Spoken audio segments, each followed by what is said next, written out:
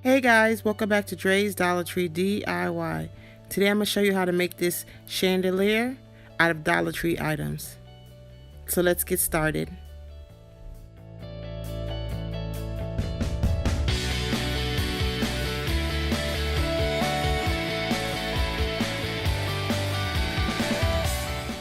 These are the items you're going to need. I'll list them in the description below. Okay guys, right now I have this fishing wire or fishing line that I'm using. As you can see, I'm measuring for my middle of my chandelier. I measured it about 12 inches, and so I'm cutting that. And then I suggest that you cut a couple of pieces to get started, because the first thing you're going to do is hot glue the beads to the fishing wire. So you can just cut a couple and just get your workstation set up. Okay, here is the wire base. It's like a wire wreath. You'll find it in the section of Dollar Tree with the wreaths. And I'm using this as my base to hold my beads for my chandelier, okay?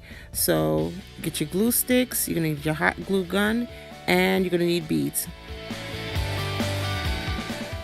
See, what works for me, I have the beads facing flat and up, and then I'm putting a dab of glue, and then I'm laying the fishing line on it.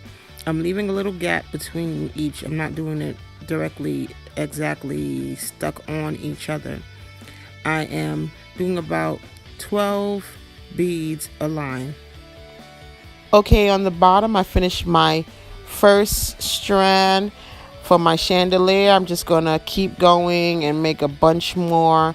I believe in the end I made 44 of these. In each string I have 12 beads. So get a movie, listen to some music, and start making some strands. These aren't hard to make, it's just that it takes so long. I suggest you have a couple of friends over and help you, and it will go faster.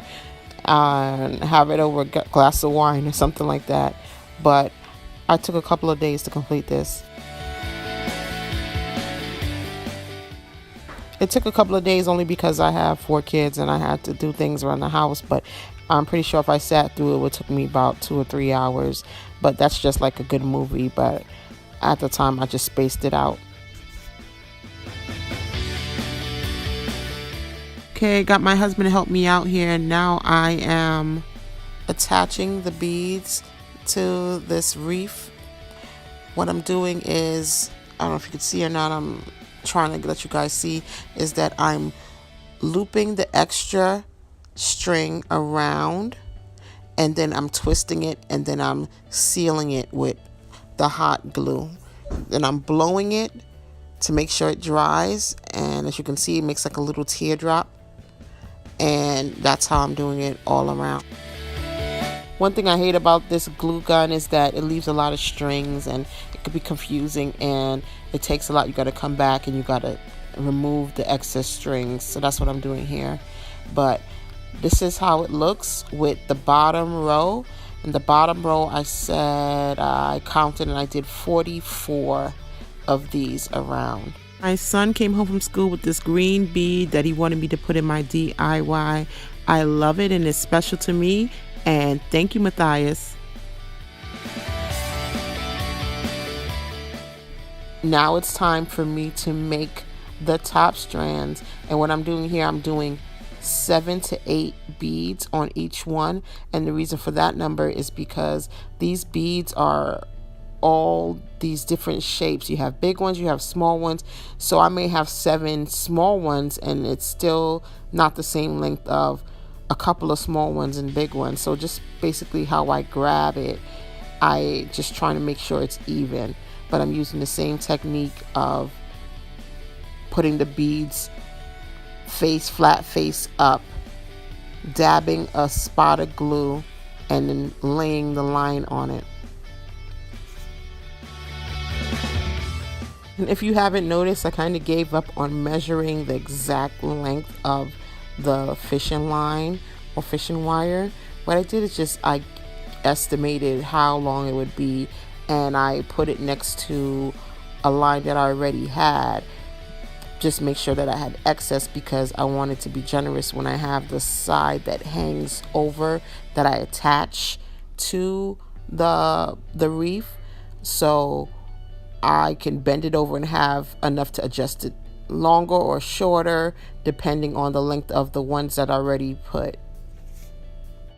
I wish you guys could hear what I'm listening to. I'm listening to my soca music, and it helps me when I'm working and creating.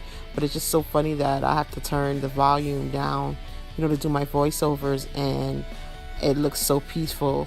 But I don't know what you guys work to or what helps you, but it helps me. It helps me get creative and moving.